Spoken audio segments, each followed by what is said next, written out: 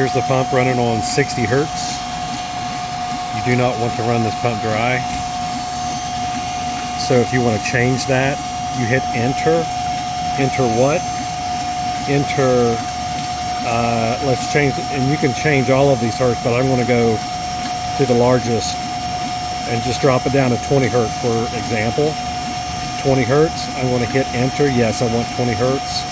Yes, I want that. And it will ramp down the pump.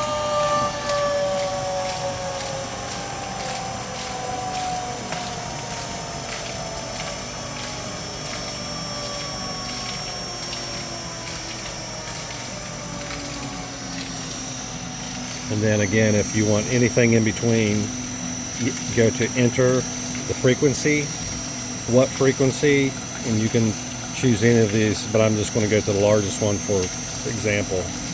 Go back to 50 hertz, for example. Yes, I want 50 hertz. Enter. Yes. And it'll take it back to 50 hertz. And anywhere in between 0 and 60 hertz, 460 volt.